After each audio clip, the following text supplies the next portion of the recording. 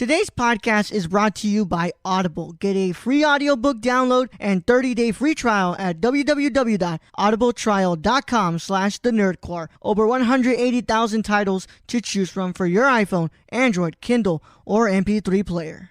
Hello, nerds. You're listening to an episode on the Nerdcore podcast feed.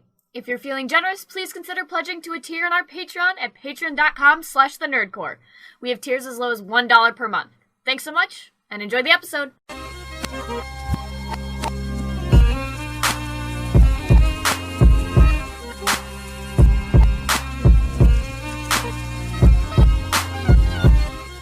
Welcome back. You're listening to the Nerdcore podcast. The podcast reviews the movies and talks that nerd shit. This is episode 295.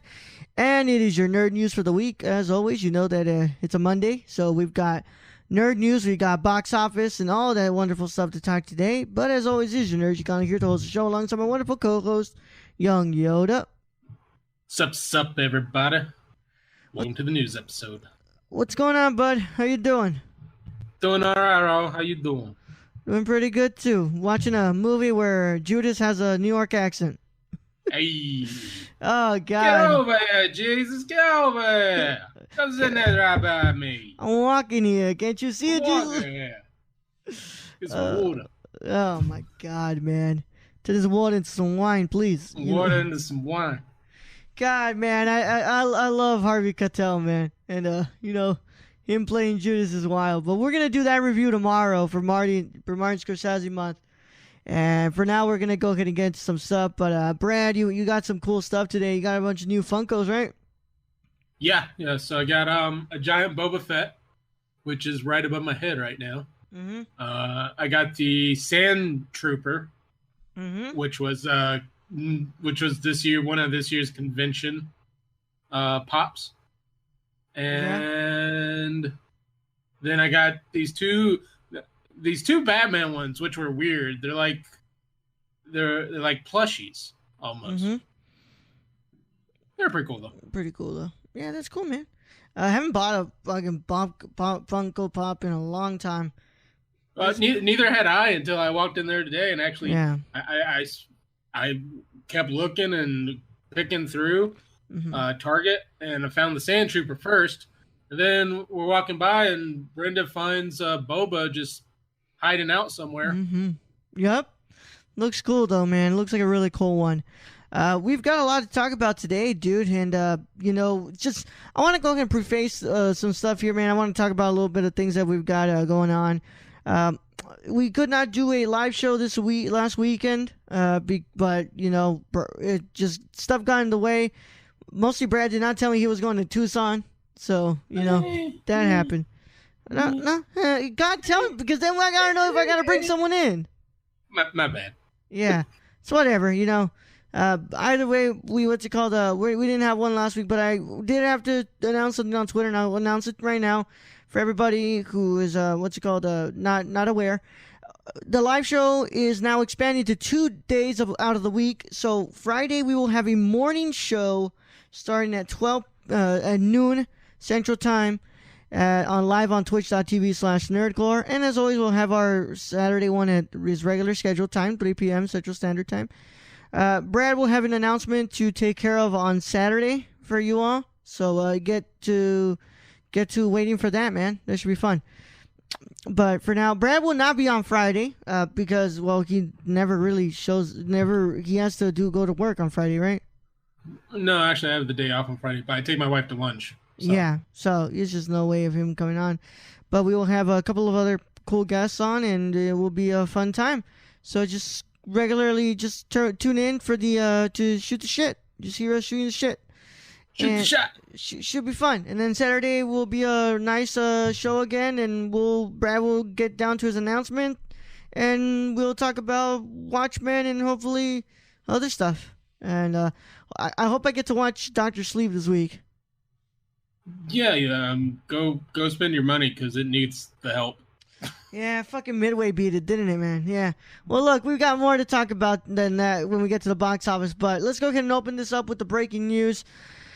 Oh my God, dude. It is getting really close. Look, I just want to say something, man.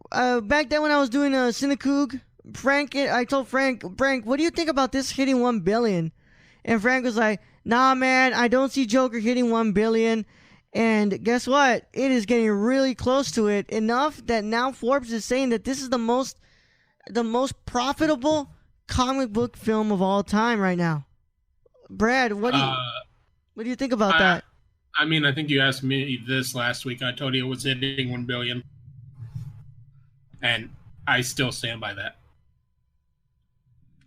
Yeah, I'm sorry, man. I got like a thing right here telling me that I need to turn off my ad blocker on Forbes so I can read this, but now I've got it better here.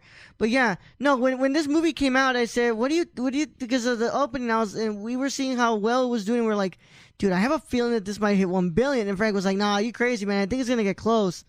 And I was like, no, I think. And then we were like, will it get there? And I even was a little bit hesitant on it. I said, maybe. And you were like, nah, man, it's going to hit it. It's going to hit it. And look at this, man. Joker becomes... It's getting close. Yeah. Joker becomes the most profitable comic book movie ever. And hold on. I hate these ads. That's why I have ad blocker on, damn it. There we go. Hate ads and like how they start playing and they, I don't want them to get noisy and stuff here. And great. And they block my view of being able to read the freaking screen, man. It's not like a big ass microphone ain't the problem already, right? All right, here, let me go ahead and start reading this for you all. But what's it called? Thank you, Forbes, for your ads just being right here, just like blocking my freaking view. All right, with 304.2 million in North America after 5 weeks in theaters, Joker's new global cume is around 953 million. Presuming its 32% domestic, 68% overseas split holds, then it will have a new global cume of around 957 million by the night. That will be 15.3 times its 62.5 production. 62.5 million production budget, which will make the Todd Phillips directed and Joaquin Phoenix starring drama more profitable in terms of budget versus global gross than Jim Carrey's The Mask, 351 million on a 23 million budget in 1994. Damn, that's wild. The most profitable big comic book movies are Venom, 854 million on a $90 million budget. Batman, 411 million versus a 35 million budget. Deadpool, 783 million versus a 58 million budget. TMNT, $200 million versus a 13.5 million budget. The Mask, 351 million versus a 23 million budget. And now Joker, 956 million versus a 62.5 million budget, Brad. That means DC Films and Warner Bros. Joker is the most profitable comic book movie of all time. In a skewed way, Joker represents every studio's dream. In that it's a mid-budget 2D title that's pulling top-tier blockbuster business without relying on China. That it happens to be R-rated psychological drama in a bonus of sets, as it's the third cheapest $900 million grosser of all time after Bohemian Rhapsody, which had a gross of 905 million, and The Lion King, which had a gross of 968 million in 1994, though, not the 2019. When it tops 1 billion worldwide in the next week or so, it'll be the cheapest movie to do so, with a budget just under the 63 million spent by Jurassic Park back in 93. All right, man. Yeah, well, look, this is wild, dude. I mean, this is way more profitable than Infinity War or Endgame. I think my question is, how did The Mask make $351 million and TMNT only made $200 million? I don't know, man. That's the question we keep on asking. Who the fuck paid to go see The Mask? I don't know, dude. I literally thought that one was more like a straight-to-DVD movie, but look, apparently it was not. Look, Jim Carrey back in his heyday, I guess. Yeah. Look, dude, this is crazy, dude. This has to be something that Warner Bros. Is looking at right now. And I have a feeling, Brad, that we're gonna start seeing a lot of these movies kind of go to the mid-budget route now. Yeah, I think everyone's kind of following the horror movie trend of spend the least amount you can and make the biggest money you can. Yup. And Brad, this is crazy, and this is it's awesome because this movie really deserves it. I think so. Yeah. I thought it was a great movie. It's definitely in my top 10 list. It is not number one. That movie's actually both are number ones now. Yeah. It's not overrated, unlike what some other people think. If your name is we've gone through this before. We're just basically beating a dead horse named Tony, but it's okay. Yeah, it's okay. Tony. What's it called? Whatever. I just like to fuck with him like that, you know. But look, this is awesome, dude. I mean, it goes to show that there is a lot of success in taking risk with the movies you're financing these days. And I think that's a big thing is DC is making a ton of money now because they decided to take a risk. Even though it sounded like they were kind of meh about it, but that's kind of how Deadpool was also when Fox decided to bring that out. So yeah, I think studios are figuring out that they don't necessarily know what sells, but if they try something, it can be in their favor. And I remember the conversation that people were having, like, how is this gonna sell when it doesn't have Batman? Look, you don't need Batman to sell this movie. You just need. Well, of course, the controversy helped it, right?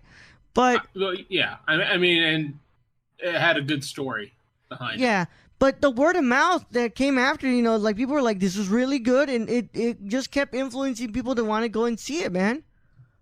So and that's word of mouth right when it opens can either bring your movie up or kill it completely. We saw that with Terminator Dark Fate here. 100%. 100%. So, you know, congratulations to Joker and everybody at the team. This is awesome, dude. And Brad, when do you think I think this is going to hit 1 billion next week, dude. As I said, if it holds, yeah. How much are we away? Let me check the Joker box office here, man. It says 957 million. 958,891,507. Holy shit. Damn. It's getting really close. I'd say like in the next 2 weeks, dude. Yeah, I think 42 million? Yeah. Yeah, I think so, dude. And this is wild. I mean, like this is insane, dude. This is going to become so profitable, and DC is going to have, with these new movies they have, they're going to have 2 movies that have reached $1 billion now. I hope Joaquin Phoenix's contract had him get in a cut. Oh, I hope so too, dude, because he deserves a lot of that money. So let's go ahead and move on to the box office report because it's Monday, so we always take a look at the box office. Let's go ahead and look at that. Monday. Let's go ahead and look at that bottom 5, Brad. What stands out to you? Dude, Maleficent really dropped.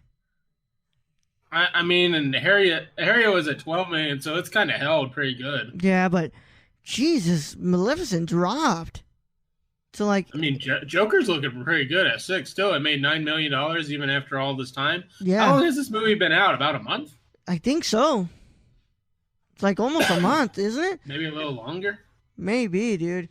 Adam's Family. The fact that Joker made almost as much as Terminator Dark Fate, and Dark Fate's been out, what is this, second week? Second week, yep.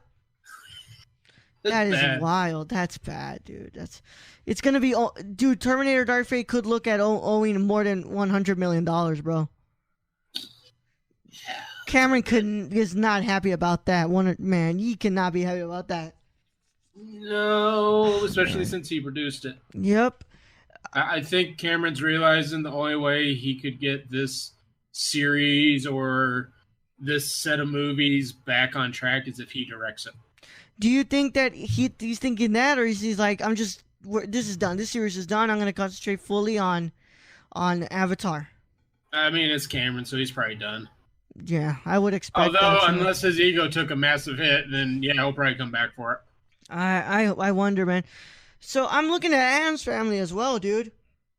Yeah, it's holding on strong. Yeah, last week we had Arctic Dogs in there, and that's completely off. And now we have Adam's Family still growing strong with that 4,200,000. Pocket change. Pocket change at this point, right? Let's go ahead and look at the top 5, Brad. We have at $10,800,000 Terminator Dark Fate at number 5. And number 4, debuting with $11 million, $600,000. I really thought that this would make more. We got Last Christmas at number 4 with that much money. I said it has a possibility, and nope, did not have the best possibility.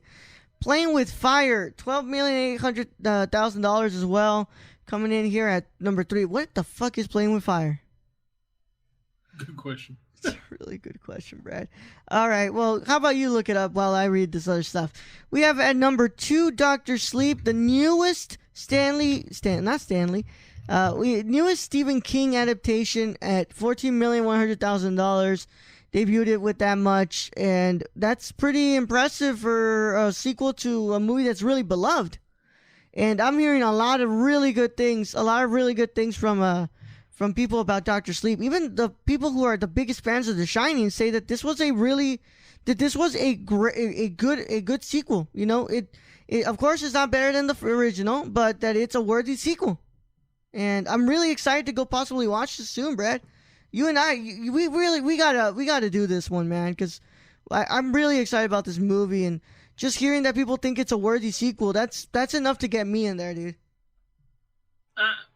I mean, we've only heard good things about Dr. Sleep, so I was surprised at how low it debuted. Yeah, I just think that it's because, to be fair, man, they really did release Midway at a really good time, Brad. Oh, Playing with Fire's that John Cena movie. Never mind. Yeah, it's that John Cena comedy. But like, you look at the top 5 on this list, nothing broke 20 million. No, but they did release Midway at a good time because it's going to be Veterans Day today. So people were going to go out and see this weekend, and then show up a lot on Monday for Veterans Day. So Midway debuted at number 1 with $17,500,000. Honestly, if you would have told me to choose between Midway or Dr. Sleep, I'm going with Dr. Sleep any day, man. Yeah, same. Yeah. I mean, I think Dr. Sleep probably the better out of the two, but yeah. Who knows? It's a weird week. Nothing broke 20 million. I just think it's a bad week for movies. Yeah, I think so too. We're almost getting close to the Thanksgiving time too, so movies are gonna be kind of like not making that much. Also, man, like Midway never really caught my attention. It honestly just looked like a CGI fest to me. The war film that I'm excited for is 1917. Mm-hmm. Yeah, so that's just my thing over here, man, that I'm looking at. But I believe this weekend we do have some good stuff coming up, but I got to pull up my handy-dandy schedule here from firstshowing.net. As always, that's the best site that we get our information from for movie releases. We have Charlie's Angels, Ford v Ferrari, and The Good Liar coming out this weekend. And, yeah, Waves, for those of you who want to go see an independent movie, we got Waves coming out this weekend on limited release.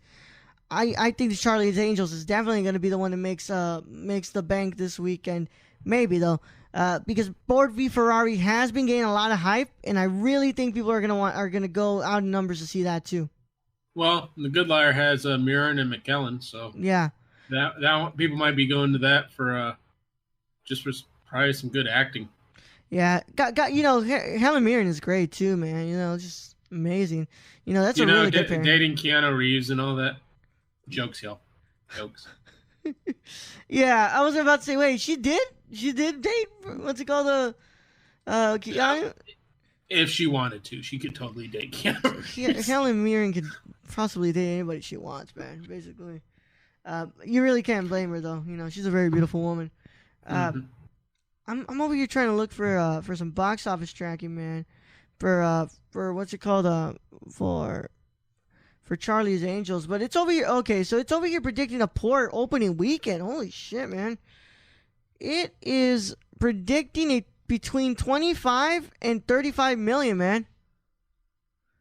Against what? Wait, how much? 25 and 35 mil. But against what budget? Against what budget? No way. No, do you really think so? No way? No, there ain't no way Charlie's Angels making that much money. Yeah, I don't think so either, dude. But we've seen like crazier things. Nobody expected Hustlers to make the bunch of money it made, dude. So, But then again, Hustlers did have J-Lo and all these other big names. Big names. And remember, the original Charlie Angels, that had the big names. Yeah, and this just has Kristen Stewart, Naomi Scott, and who's this other girl? Who else is this? I can't remember. I don't know. I don't see anybody here could sell the movie like a J-Lo would, right? Ella Balinska with Elizabeth Banks.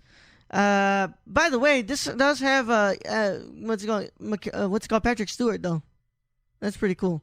But Brad, I don't think that Charlie's Angels. First of all, I did not hear that much hype for this movie to begin with, Brad. There's been I haven't seen any advertising because it's all at the airport. I've been at the airport for a while. Yeah, I've seen no advertising for this movie.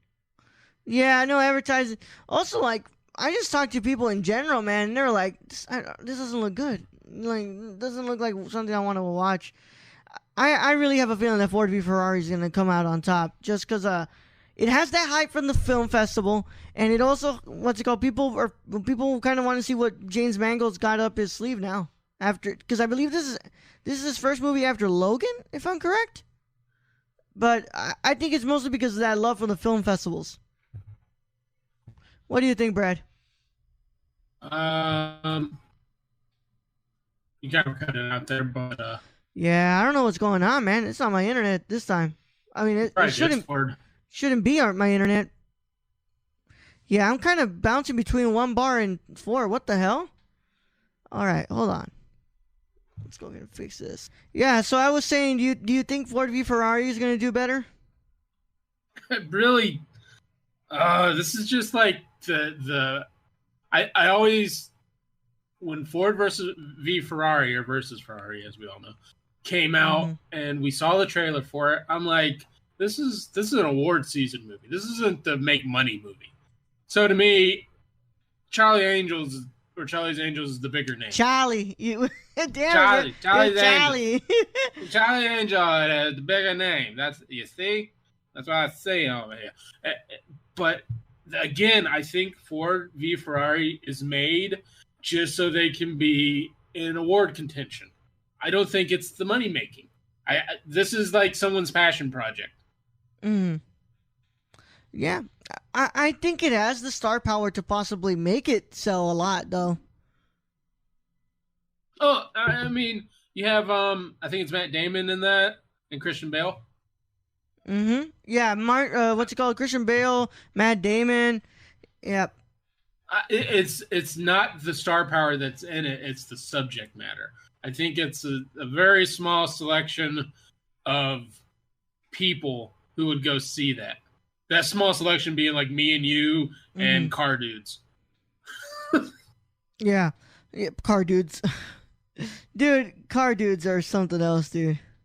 But whatever. Let's go ahead and go into the actual news. But we'll see how this weekend shapes up. I'm riding on Ford v Ferrari possibly making the money. But I'm hoping you're right. I think we're going to see another box office like we did this week. It's just not very much money's exchanging hands. Yep. All right, dude. Let's go ahead and get into it, man. Because hot off the presses, good Lord, man. Looks like Star Wars is going on a little bit of a hiatus. So, from Brett Lang on Twitter, it says Disney CEO Bob Iger says Star Wars feature films will go on into, quote unquote, into a hiatus following Rise of Skywalker. Says there will be a lot of activity on the TV front. Mentions 3 series are in the works for Disney Plus. Where did we get in this from, man? Iger's comments come from after Disney Lucasfilm announces they parted ways. Yes, we know that. He notes that both Star Wars and Marvel inspired TV shows, rides. Okay. It's in this Bloomberg article that we've got covered up here for something else here. Okay. Look, this is gonna be a really good conversation here, Brad. I don't think it's the worst idea for them to concentrate on the streaming stuff for now. Honestly. Brad, what do you think? Not really. I mean, I think Disney is afraid of another Solo happening. I think that's what they're really, really scared of, is to spend a lot of money and a lot of advertising dollars and fail. Shit's of advertising, better signing marketing for that shit. Disney does not like to fail. We know that. Yeah. And when they get a taste of that, they kind of run the other direction. Yeah. So that's how I'm feeling. Is they're like, well, if we fail with television, so what? They already paid. Yeah. There's really no losing it because we're all there for the Mandalorian. Mm. That's what we're paying for. Might as well watch the rest of the Star Wars series. Yeah. This comes out on Monday, so tomorrow is Disney Plus's launch day. I'm gonna fucking watch Mandalorian, dude. Like, it's already set. I'm getting Disney Plus for Mandalorian. Yeah, and that's kind of. Yeah, I'm in the same boat. Yeah, I don't think it's the worst idea for them to wait just a couple of years, concentrate on the streaming. Look, dude, what's it called? Disney's scared. I think that they were bound to get a fail sooner or later. I mean, one is overdue for Marvel too. Yeah, it's going to happen. I mean, even Thor: Dark World didn't fail. No. So it's eventually going to come. It's probably going to be in this set of new movies that nobody really knows of. Probably not the early ones, but like the Eternals is going to do well. But like moving forward, some of those lesser known products might not do as well as they hope. I'm looking at what's it called? At Black Widow, Brad. I don't know how that's going to make like a big, let's talk a big opening, like Spider-Man Homecoming or Spider-Man Far From Home opening weekends numbers. Because I mean, you have a popular main character / actor in those Spider-Man Far From Home. I think Scarlett Johansson has lost some of that sheen she had. Yeah. These past couple years. So I don't know either. Yeah. So, and I think that the Solo failure, that was completely on the release date, man. I think that was completely on that. I think if it would have been in December, it would have done really well. But I think that a hiatus for now and concentrating on the Disney Plus stuff, it's not bad. Take that time to think about what you want to do for the silver screen and just concentrate on these series. Because we've got Mandalorian Season 1 coming in, and Season 2 is already being filmed. Then we have Cassian Andor coming soon, and we have Obi-Wan, which will start shooting in summer. That's the next one of the next articles we've got here. So I think that it's smart for them to be thinking about Disney Plus right now, and just they've already paid for it. Might as well just take advantage of that. Yeah, and it's just I agree in that sense. I agree what Disney's doing, and anyone who kind of get butthurt that they're not going to get a movie every 1 to 2 years. We waited 20 to 30 for episode 1. Oh my god! So, yeah, I mean, for that bullshit. Yeah, like we all were hyped for that, and it was a letdown. But yeah, I mean, we've waited far longer for Star Wars before. Yeah, and they're going to be filling the gap with these television shows. As a fan, we should be happy. Like we're even getting anything Star Wars. And to bring this up, The Mandalorian, I have no idea what's going on with the toy selection with The Mandalorian. Yeah. Because, like I said earlier, I found this giant fucking Boba Fett. Yeah. That looks nothing like fucking Boba Fett. I think that's from the comics. Helmet. I think that might be from the comics, dude. But what are they, how are they released and how are they deciding to release this? Because this is right around the Mandalorian time. Mm-hmm. That would be a very major spoiler, though, if you were like, hey, it's a Funko Pop. Funko has been known to spoil some stuff, though. I mean, but the pop is pretty legit. Not going to lie. Yeah, but I think that what I would say is, look, if Mangold had a script ready for Boba Fett, that Boba Fett movie, honestly, dude, just make a Star Wars movie for Disney Plus. Why don't we do something like that? I mean, yeah, you totally could, and maybe that's their jumping off point. They bring out the Mandalorian. They're seeing kind of the fan effects, see how people enjoy that, don't enjoy that, and then boom, we're making a Boba Fett movie. Make it on Disney Plus or do a series or something. Look at that. If Mangold had a script ready for that, look at what he got done with that, and see if we can put that on Disney Plus, because that would be really interesting, and it fills up that time when we have no Star Wars in the theaters. Honestly, I wouldn't mind even they had the Mandalorian, so I doubt this is going to happen, is if they had a Boba Fett television show that happens after the Sarlacc pit. Yeah. Because that is something I would find really interesting. Just seeing how he goes from the pit on and what he actually does. Yeah. Yeah. That's awesome, dude. Well, look, I want to see what happens next, but I'm not worried about the future of Star Wars, dude. I know we're going to get Star Wars for a while, and I'm just happy with what I get. You know, this new movies are not for me. They're for this new generation of kids, and I'm just here to be along for the ride. You know, that's how I felt with Solo. Like Solo, let's face it, George Lucas, when he made those original movies, was trying to sell toys. Yeah, that's really was his main point, was to sell a shit ton of toys, which he did. Yeah, sell merch. That's how I kind of came into Solo. Like, I love Solo, but I knew that was made with all its colors and all its all its imagery. That was to both appease kind of the old fans in a way, like, oh, here's some of your old favorites. But it had such bold and bright colors throughout it, where you knew it was meant for the kids. Yeah. Also, like Mandalorian, of course, these shows coming on Disney Plus, they're going to be more mature. But I think that Disney Plus will start, experimenting and putting more kid-friendly Star Wars stuff in there. I mean, that's why they have Resistance, Star Wars Resistance. They have Star Wars Rebels and Clone Wars. Like, they're going to start experimenting with all these things. And, of course, Mandalorian and these other ones are going to be more mature. But I'm just happy to be along for this ride. I'll take Star Wars in any form I can get it. I agree. For sure. This next piece of it's not news. It's just something I wanted to cover because I thought it was really interesting, Brad. And I really like this concept art. What's it called? The artist Thomas Ducret released some concept art for a possible Batman Beyond movie that he just drew up. That would take place after the Nolan films, like years after The Dark Knight Rises. And I wanted you to look at this stuff, man. It's actually pretty cool. I mean, and when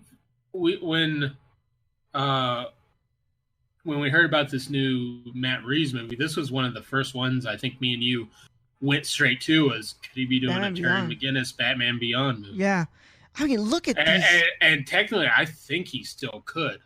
Oh, yeah. It'd be something I think they would keep under wraps until, like, they couldn't just contain it anymore. Because Robert Pattinson would fit. He would fit the look of Terry McGinnis. Yeah, but isn't Terry McGinnis Asian? I'd have to go back to the cartoon. Cartoon's kind of hard. It doesn't really specify. Yeah. I really like this suit, dude. And especially because that symbol, it kind of mimics the chalkboard, the chalk thing, the chalk sign of the in The Dark Knight Rises. Yeah. I mean, and I'm just looking at some of this other concept art, like the Spider-Man Far From Homes. Yeah. Was he actually on the movie? Because some of this looks like kind of like what was in the movie. Yeah, I'm guessing that he was from, like, kind of looking at storyboards and stuff. But I mean, this looks really cool, dude. I mean, if we would have got this is legit stuff. Whatever Outrider is, I want to see or play that. Yeah, I just wanted to bring this up because it looked really cool, and it's what I had imagined a Nolan Batman Beyond film would look like. Yeah. All right, man. Let's go ahead and move on to other stuff. Actual news. Yeah, let's move on before I get stuck into looking at concept art. Staring into this. Staring into a concept art. Did you see this 2061 Odyssey 3? No, Brad, we're moving on. Okay. I'm just saying. It looks cool. I know. It looks really cool. We'll look at it after. Okay. I'm glad we finally got the chance I had to double check the structure from last week, Brad, to make sure we didn't talk about this. But then I remembered, we were supposed to talk about this on the live show, but did not happen. We have ourselves casting news for the Batman, and it is coming in hot. All right.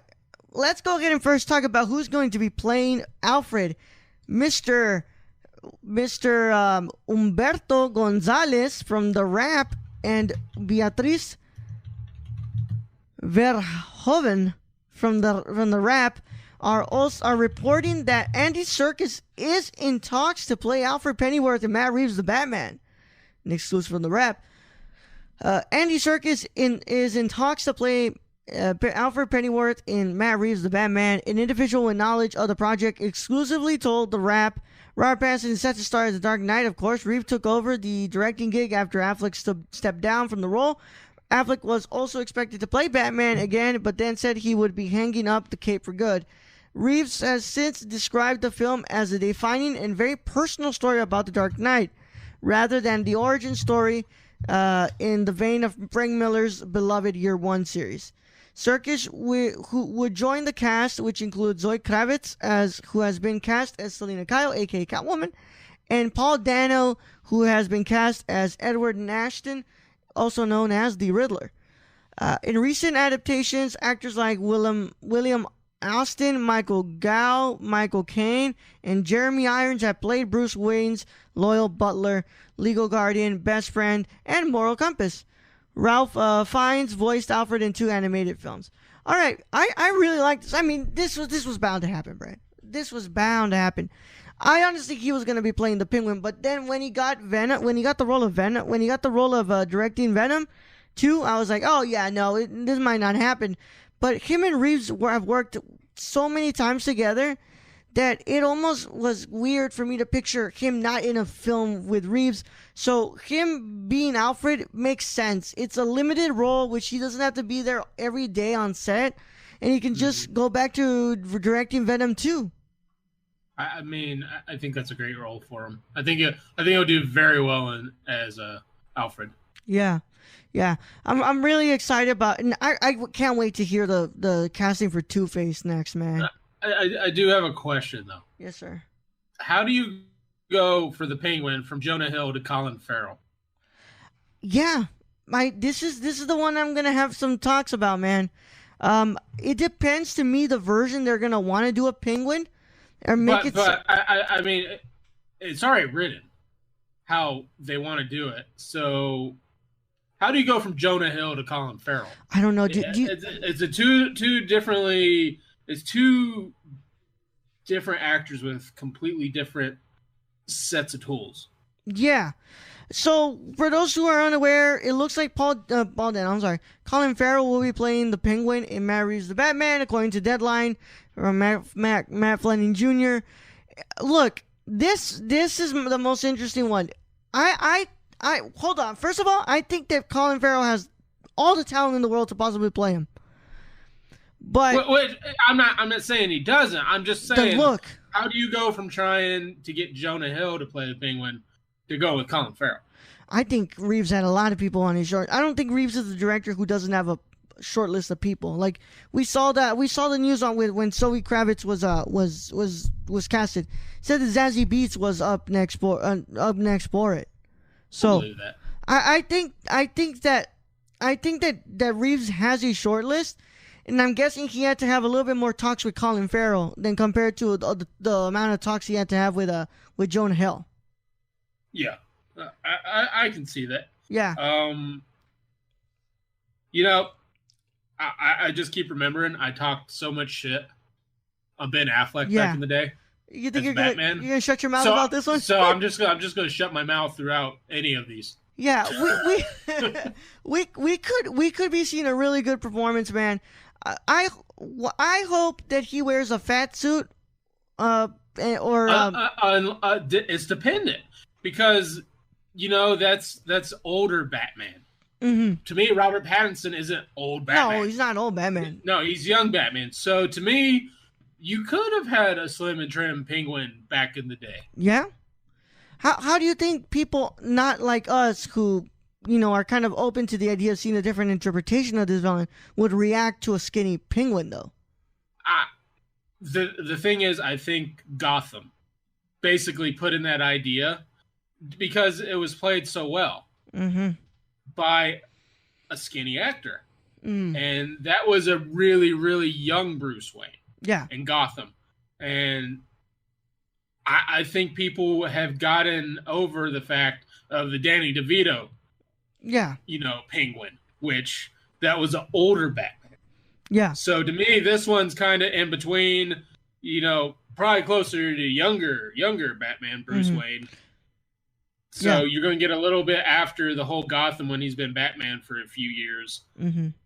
And to me, Penguin could still be more of gangster than like mutant. Yeah. So, look, right now we have our Batman, of course, we have our Catwoman, we have our Commissioner Gordon, we have our Alfred, we have our Riddler, and we have our Penguin. Who do you think is next, Brad? I have a feeling it's either Harvey Dent, or I think we're finally going to get some news on who's playing Firefly. I mean, I don't even know how many villains are. How many villains are coming out? I heard it's a rogues gallery. But remember the initial report said Two-Face, Riddler, Penguin, Catwoman, Firefly, and Mad Hatter. And then at one point we heard the Court of Owls, and then we heard possible that Matt Reeves was circling the idea of using Hush. I think Court of Owls, Hush, and Mad Hatter. I think that we're gonna see those in the next two if we get to them. I mean, it's definitely an interesting concept, especially Firefly, because Firefly's never been out in the movies, and she's not a very well-known character unless you've watched Gotham, or read the comics. Yeah. So I think, and you just said Zazie Beetz was on a short list for Catwoman. I think she'd make a good Firefly. I think she'd be a great Firefly, Brad. Yeah. I have a feeling it's going to be either Firefly or we're going to know next we're going to know about Harvey next. What other like non-villain role do we still need to cast in this though? Because we've got the major stuff. We got our Commissioner. We got our Alfred. What else do we need to see? Because I know damn well they're not going to do that shot again of the mom and dad stuff. So we're not going to have a Martha and Thomas. No. I really don't know. I mean, this has a huge cast compared to previous. Lucius Fox. We still need Lucius, and we need what's his name? Oh yeah, because we heard about a possible Robin. You know, if we see a Robin, maybe that. But Robin should be Joseph Gordon-Levitt. Let's just continue that on. Yeah. Some people have been throwing around Timothée Chalamet, though. And Timothée Chalamet did say he's interested in playing Robin. But we'll see, man. Other than that, man, really interested in this cast, and I can't wait to see who's casting next. Crossing my fingers on a Firefly, but if we get Harvey next, that'd be great. And if Hush is a part of this storyline, I don't think they're going to come out and say it. No, I don't think he's going to come out and say if Hush is a part of any of these storylines. No, because he's going to keep that hidden. He's going to keep that ace up his sleeves, I think. Yeah, that would be a crazy good secret to keep. Next piece of news we got here is just what's it called? I wanted to update you guys. So there was a last minute deal that happened, and Disney Plus will be available on your Fire TV devices. So your Amazon Fire devices will have access to Disney Plus because of a last minute deal that was struck between Amazon and Disney. So they struck a deal to have this on there. And also don't forget that for people with Fire TV Edition Smart TVs, you'll have access to that too. It's not just a Fire Stick or Fire TV. And it launches tomorrow, and you get a 7-day free trial. Fuck yeah. Fuck yeah. You get to watch Mandalorian Episode 1 for free with that free trial. And then you can decide whether you still want the service or not. Let's go ahead and move on to the next piece of news. Like I stated before, according to discussing film, the Obi-Wan series will start filming in the summer of 2020. I just wanted to put this in because of an update. This is awesome, dude. I can't wait for that to happen. And that means that possible 2021 release, which means that it's going to be a wild year. 2021 is going to be wild, Brad. Yeah, I mean, you got a huge boatload of movies coming out. Yeah. And television shows. We're going to be busy. As long as they keep releasing these shows and these movies, man, this podcast is going to keep going, right? It's a good time to be a nerd podcast. Pretty much, man. We've got fucking shitload of content to look forward to. Yeah. Yeah, like what was it? Maybe 3 or 4 weeks ago, we had maybe in the news like 4 things, and now we got like 8 and 10. Yeah. It's going to continue that way. Yep. What's it called? Episode 1300. Obi-Wan's episode 1 review or whatever. It's gonna be great. That's so much stuff. So much stuff, man. We got a lot of other news. Got some news. 2 pieces of news on the Marvel front for the Disney Plus series. She-Hulk has found a writer with Rick and Morty scriber, according to the Hollywood Reporter, and it's coming from one of Brad's favorite episodes, Pickle Rick. Pickle Rick. Yeah, Jessica Gal is going to be. Dude, just before you move on to segue. Yeah. So at Target, they have a dancing. Do you remember the dancing beer cans that played music? When you played music, they like danced, they had sunglasses and shit. Yep. They had a motherfucking Pickle Rick. That's amazing. That is amazing. All right, Jessica Gal will be leading the writing team for She-Hulk on Disney Plus for Marvel Studios, and she has done the work for. She's going to be developing and lead the writing team. This is awesome, dude. She did the what's it called, the Pickle Rick episode. This is awesome. I can't wait to see what she's got up her sleeve for this. Like I said, the Marvel Disney Plus shows, they got a long route to convince me. A really long route. And we also have our lead writer for Moon Knight as well. And Brad, this might excite you because it's the writer from Umbrella Academy. That's a good way to go about it. Yeah. I will admit. Because Umbrella Academy's first season was amazing to me. Mm-hmm. So anything doing with that show, you're gonna have my attention. So this has my attention, even though I still have no idea who Moon Knight is. Yeah. I need to go talk to the weeb. Jeremy Slater, who developed and wrote Netflix's comic book adaptation Umbrella Academy series, has been tapped to develop and lead the writing team on Moon Knight, the Disney Plus series from Marvel Studios. This is awesome, man. You know, this is cool. I think that this is awesome for him because, you know, he's getting work and, you know, he's busy with Umbrella Academy season 2, but now he's going to be able to do this, which is awesome, dude.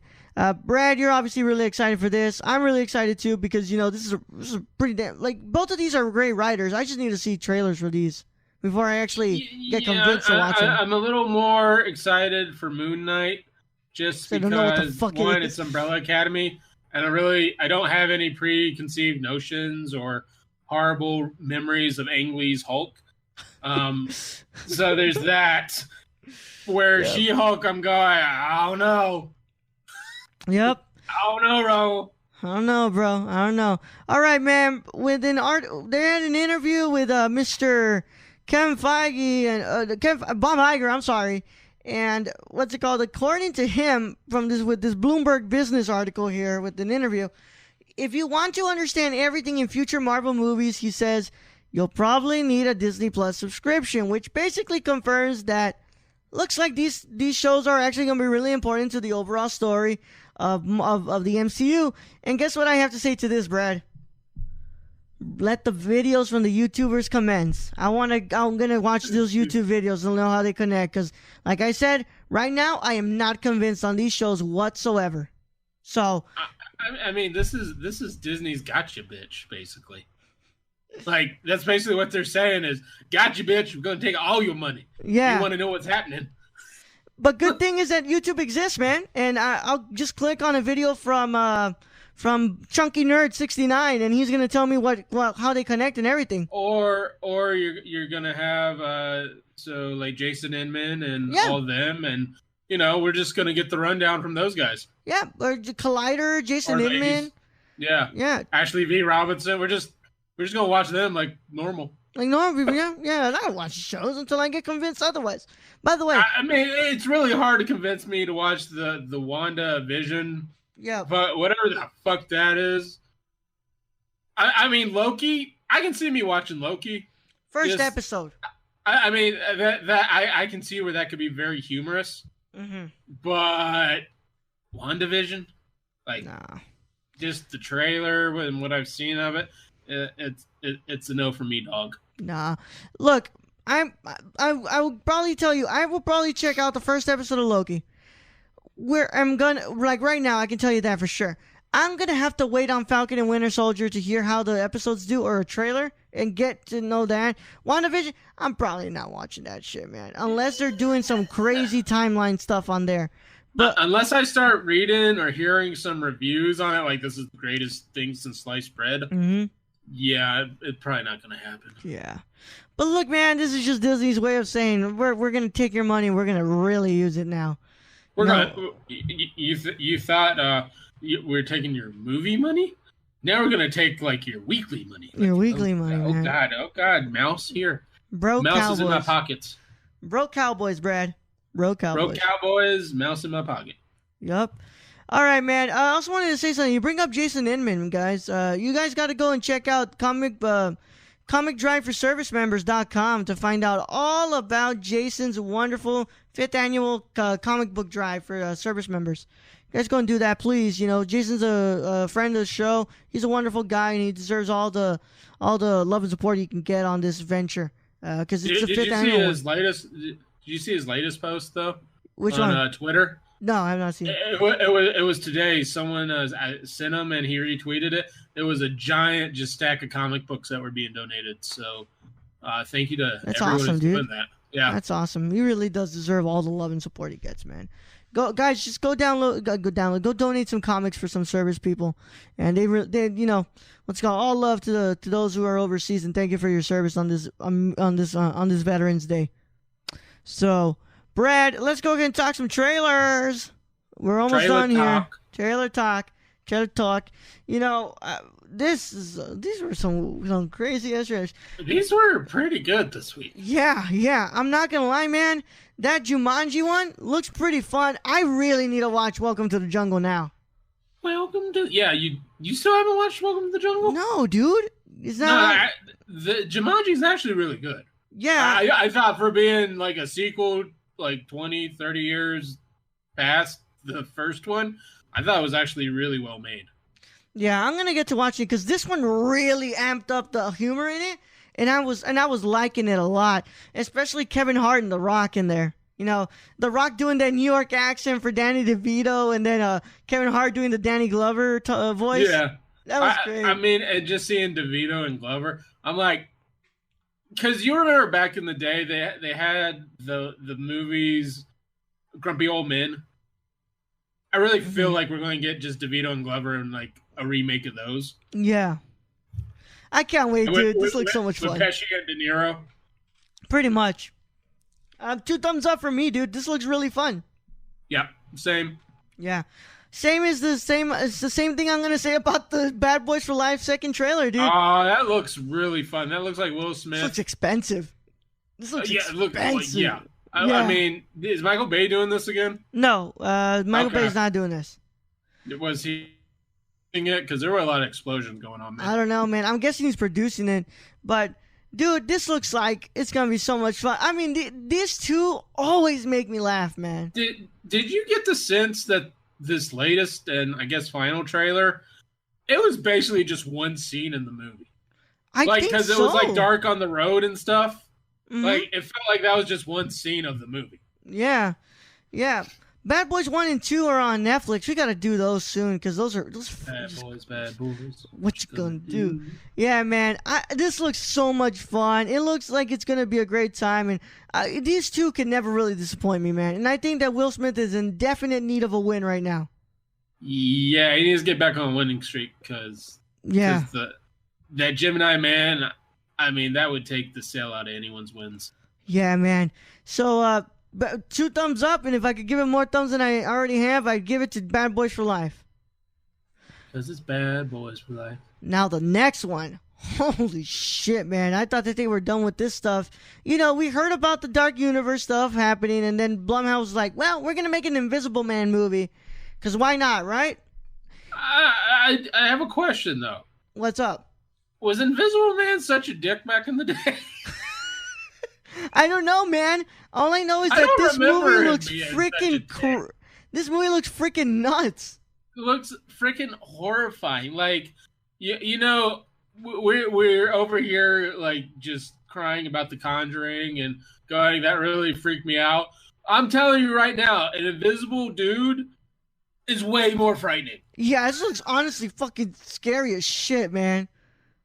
Like, there's somebody sitting in the chair, and they look at the chair like, this bitch crazy. Yeah, Elizabeth Moss looks like she's gonna fucking blow it out of the park, man, as always. And but they definitely need to put a trigger warning on. Oh yeah, dude, this looks like it's gonna be a crazy movie, dude. I'm checking here if he was that much of an asshole. Yeah, a mysterious man, Griffin, arrives at the local inn. Okay, yeah. Says doing the stranger wears a long sleeve coat gloves. His face is hidden entirely by bandages except for a fake pink nose. Yeah, I don't know, dude. I'm looking for them. Whatever, dude. We'll have time to find out if he was an asshole like this, but this is crazy, dude. And this is just what Blumhouse does well, dude. They take these movies that look really low budget, make them for close to nothing, and just make absolute bank off them. Well, I mean, it's literally a movie where you don't have to pay the actor to be there. Jesus, man. Oh my god. But yeah, this looks really, really good. I mean, it looks freaking like violent as hell, dude. Yeah, that's what I'm saying is, I mean, we went through horror month and we thought those movies were violent. This looks like it's gonna scare the shit out of me. This trailer freaked me out. I'm just looking around the room like, is anybody watching me podcast? Is anybody watching me podcast? Oh, fucker. Oh man, this is awesome. Well, I'm really looking forward to this. Like I said, it sucked that the Dark Universe could not become what it wanted it to become. But, I'm really excited to see what Blumhouse can do with this property. I mean, this looks like the next best thing to me. It looks really good and really terrifying. Yeah, I think Blumhouse is going to have 2 wins with them next year when they have Halloween Kills in this. Yeah. So, Brad, looks like it's the end of the news episode for us, my friend. It's been a good time. It's been a good time. Let's go ahead and get to housekeeping, though. All right, guys. Comic book club will be launching this week. We will let you guys know what book we're doing. If you go to Patreon at www.patreon.com/nerdcore, and we will tell you all about that. If you want to go and support us on Patreon, it's just go and pledge $1 a month, and you get access to the comic book club. We're gonna do some really cool stuff there, right, Brett? For sure. Yeah. Read some comics, review some comics. Do good shit. Yeah, I'm gonna go ahead and post up the post tomorrow about which one we're doing, which you guys knew it when you guys know us. So go and do that and go and check that out. Shout out to our executive producers and our associate producers. The producers are the best, and they won't make these shows happen, along with all the other Patreon supporters. We've got our associate producers Cassie and Sarah, and our executive producers Grayson and Shane. Grayson, you can find him at Warlord Hitman 98 on Twitter. Grayson Barker 98 on Instagram. Brad, where can you find Shane? You can follow our friend Shane at twitch.tv/SRRK or Twitter at SRRK Twitch. Awesome. I just got to throw out there, go watch his new YouTube video, Trip to the Thrift number 15. It was really good. Yeah. Go and check out our merchandise at www.teespring.com/stores/the nerdcore, but there's dash between the and core nerd and the dash nerd dash core. Okay, go and do that. Go and check it out. We should have a name just all together, not have to resort to having dashes. Damn it. Well, shit happens. Rate and review the podcast on your podcast app of choice. Go and 5-star that bitch. You know you want to. Twitter, go and follow us at the Nerdcore _ Instagram at the Nerdcore, Facebook group, the Nerdverse, the official Nerdcore group. Also, go and check out the website, nerdcore.com, and check out our YouTube channel where we have all our podcasts and most of our podcasts and movie reviews. I have a movie review for the Farewell coming soon, and I have a review of The Lighthouse already up on the nerdcore.com, so you guys can go and check that out. All right, Brad, without further ado, it's been a wonderful time. Please send them into the podcast void. All right, Roll. Thank you for being the host as always. Thank you to all our listeners out there, all our Patreon supporters. We appreciate each and every one of you. You make us better. And in the next episode, we see Martin Scorsese direct Jesus. Young Yoda out. Just like when God came out of the WWE.